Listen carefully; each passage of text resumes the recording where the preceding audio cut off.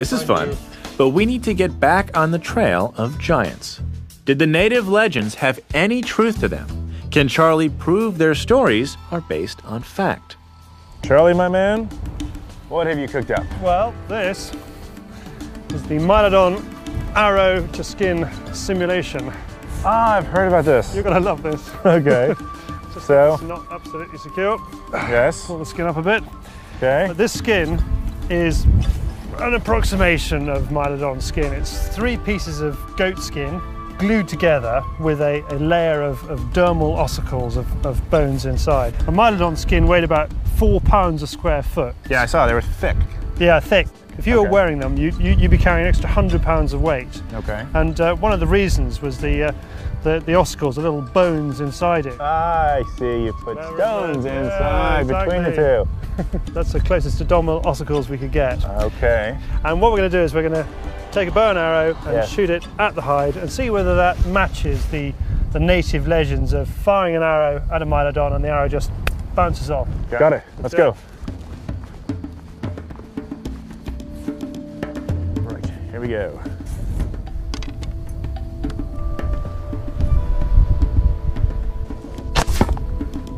Bounced right off. It works! Let's do it again. Let's do it again. So absolutely no Mylodons were hurt in the making of this film. Did it again, fantastic. There you go. No holes. Not a scratch. That's what we wanted. Wow. So that goes to show people who poo-poo these local legends about arrows bouncing off Mylodons. I mean, this is a kind of Pleistocenic tank. Now, is it possible that an animal of this size could still be found today? I mean, could any animal that was extinct be found today? Yes, several have been found. They found 2 species of deer in Asia. One was in Laos, one was in the Cardamom Mountains of Burma. They found an ox over there. And of course, here in South America, they found the Chacoan peccary, which is a 100-pound pig. So they thought all these animals were extinct and then they recently found them? Yes, I mean, they're mainly nocturnal. People miss them very easily. And that's what I think we're looking for with the sloth. And you think that someone could actually find one? Yeah. And what would we do if we wanted to look for one? Well, I've got a bit of mad science which just could give us the way to do it. All right, mad science works for me. Let's go do it. Let's do it. It's time for Charlie and me to head to the lab. Absolutely. What is that? It's 10,000-year-old sloth dung. And these are from the cave? These are from the Mylodon cave. Any man walking around with a box of dung's got my attention, that's for sure. Fully and completely, I hope. What Charlie has in the box are what scientists call coprolites, better known as prehistoric dung. If this stuff was still steaming, you'd reckon it had been left there a few minutes before, wouldn't you? Yeah, to me it doesn't look like any different than other. They completely fooled the scientific community of the late 19th century. Mm-hmm. But they thought this was fresh. They did. They did. And 50 years later, 30 years after Hesketh Pritchard had died, we found out from carbon dating that it wasn't fresh. But this dung can tell us much more than how old it is. So Charlie and I are going to do a bit of forensic scatology. Should be interesting. If we take some of this stuff, okay, and we're going to find out what's inside it, and from that, we're going to be able to work out where this sloth might live today. So how do we actually sample one of these? Well, we just break it up? I want you to take a little piece, crumble it up, and stick it in that glass dish just there. Like this size? Yeah, about that. Oh, God. Oh, that's terrible. Tastes like chocolate. Very good, very good. It is chocolate. Not that gross. Take a piece like this. Take a piece like that. And not eat it. Not eat it. Crumble it up. Crumble it. And then just stick it under that glass over there. Just what? Do I squish it up? Just squish it up and you can look at all that. With only 5 teeth on the top jaw and 4 teeth on the lower, Mylodons couldn't chew their food well. And that's good news for you and me. There we go. Okay, oh, wow. What's incredible is you can see all the bits and bobs inside it, can't you? Yeah, I see a lot of fibrous material. That is grass, man. So you actually know what these plants are? Yep, they took them off to Uppsala University in Scandinavia, they washed them down, they did a DNA analysis, they found grasses, they found Poaceae, Cuperacea, that kind of stuff. Now we're going to use that information, we're going to find out what plants it ate, what minerals it ate, what kind of climate there was 5,000 years ago, 10,000 years ago when this thing was in southern Chile. And we're going to work out from that where we think it could be today. By analyzing the dung, scientists have concluded that the Mylodon ate grasses like these. A serious grass. And it's a Marsipospermum. Marsipospermum. And we know that this stuff grows in what's called Magellanic moorland. So these plants were around 10,000 years ago. They were, yes. They're in the feces, the coprolites. They are. And they're still around today. They certainly are, exactly. Wow, okay. So what do we do with that information? Well, we're going to layer that onto the map, along with information about climates, and we're also going to find out what minerals supported sloth life. So we take a map. Yeah. Okay. Climate, green, and we reckon it is going to be found in highland areas of South America. So we're looking at this area just here. And this is the Magellanic moorland. Gotcha. Okay. Next one. So this tells us that if a sloth were living in South America today, you'll be eating plants in this region. That's right, because that's where you find those plants now. Using the same technique, Charlie colors sections of a second map to reflect the areas that have the minerals found in the dung. And then he colors a third map to outline which climates could support a Mylodon today. The highland areas of Brazil, Guyana, and the Andes. Wow. So we've got climate. Yep. We've got minerals. Yep. We've got plants. That's right. And now? Put them all together and see where we land. All right, I'll let you do the honors. All right. So, first one. Plants. Second one. Minerals. All right, hold on. Let me line these up. Got it. And the third one. That's climate. Climate. So we want to go where all three intersect. That's absolutely right. There. That's the place. A place called El Calafate, at the foot of the Perito Moreno Glacier. A place that was very remote until 100 years ago. And is that where your great-grandfather went? That's right, and he was following the legends into the Andes just there. We're doing it a different way, and we still end up in the same place. Okay. Then let's go. All right there.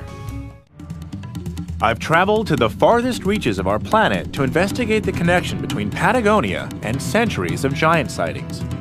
I saw real evidence of Bigfoot, shot an arrow at a simulated sloth pelt, it works, and examined prehistoric sloth dung for clues about where Mylodons might still roam. Now, Charlie and I are heading out by plane to El Calafate in Argentina.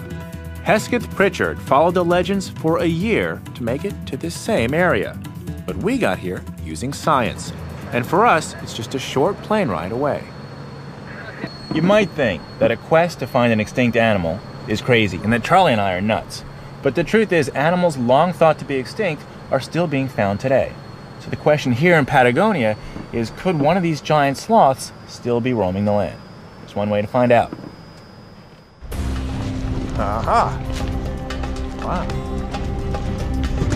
This is going to be fun. Here's our company. Charlie and I are now at the southern tip of the Andes, heading towards one of the largest glaciers in the world. This is Mylodon country. And this was the area that Charlie's great-grandfather came to. He explored all this area behind, all around these mountains here, up here. He got caught on this lake for 30 hours in a boat. The wind comes up incredibly fast around here. So is this area fairly well explored? No, well, he was about the second or third, and then he went further into the Andes than any other explorer before him. That's the glacier. That's the glacier. Sure. The Perito Moreno Glacier is one of the largest in the world. There's so much ice here that weeks of 70-degree temperatures don't have much effect on melting it. It stretches deep into the Andes and ends in some of the most remote areas. There are pockets in here that have yet to be stepped on by humans. There are pockets inside the Andes that have yet to be stepped on by humans, that's right. So is this a fairly safe area to explore? This is not a safe area, no. It's not. You've got those blocks of ice falling off the glacier. You've got ice that's underwater that can surface at any time, could take out your boat completely. And you've got icebergs everywhere. I mean, this is a kind of inland Titanic disaster waiting to happen. Great. Let's go in there then. Okay. Let's do this. Can we go? We go to the front of the boat for a better view of this massive hunk of ice. Look at this. Fantastic.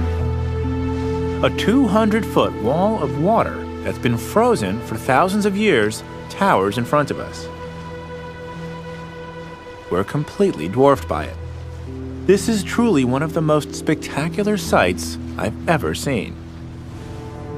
But then, Charlie breaks more bad news.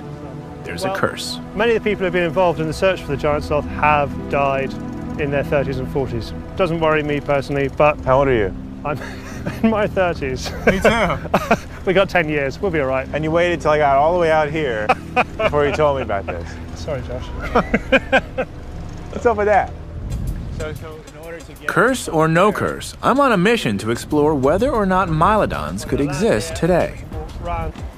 So we head to the glacier, because Charlie wants me to get a look at the hidden world where Mylodons might roam. This is where human country stops, glacier begins, and beyond that, maybe a lost world. Wow. So we go check it out. Okay, let's go. Charlie has arranged for us to meet a couple of guides who can take us up onto the glacier. Hey guys. Here we go. Here's Cooney. Hi, Josh. Nice to meet you. Nice And to meet this you. is Martin. Hi, Josh. How are you? Pleasure. Before we head up the slippery slopes, we have to be fitted with crampons, metal spikes that are strapped onto our shoes. Okay. Without these, we wouldn't be able to walk on the glacier. Follow me. Let's go. Okay. Let's go. Strange walking, isn't it? It is. That's a big one. You've got to watch out for crevasses around here. How far down do they go? Well, long enough for a giant sloth not to be able to get out of them. Wow. Approaching the glacier by boat is dangerous because chunks of ice can break off suddenly. But I'm told hiking on top of the glacier is a lot safer. So safe, in fact, that they're letting us up here without any expedition gear or special equipment. Look at these guys. They're like totally expeditioned out, backpacks and hiking gear. They are. And you look like you're going birding. This giant mass of ice covers an area of 160 square miles, forming a natural barrier between the populated areas below it and the remote mountains above. With the ice constantly melting, the glacier changes its shape every day. Okay, I've seen this in like every Hollywood movie. There he goes in. Ready? Oh my God! Well, wait, all right, look at that. That's a lot. I didn't realize coming across how deep it went. So far, it's been pretty easy, but it's a long and arduous trek to the mountains beyond. And being near the Chilean border, we can't take a helicopter to the ranges above. Officials don't let private airplanes enter this Where there region. could be a lost world. So Charlie has brought me to this point. This is the closest he and I can get to the area where Mylodons might be. That's the kind of lost world I was talking about. This the mountain here on the other side of this glacier. That's right. Okay. It's got everything you need in a lost world. It's got a glacier on two sides, a big body of water on the third side. Inside it, there's the right minerals, the right plants. This could be it. This has been a long journey, but what I've learned is pretty amazing. I've seen evidence of oversized humans who were awe-inspiring to the explorers. I've looked at tracks that prove that the native Bigfoot legends were based on some hard evidence. And following the footprints, I've been to a cave where early humans actually lived side by side with a bipedal giant. Could these giants, the Mylodons, still be alive today? In the last few years, so many species of wildlife have been rediscovered. The chances that the vast, unpopulated expanses of Patagonia might still hide a giant with big feet shouldn't be discounted.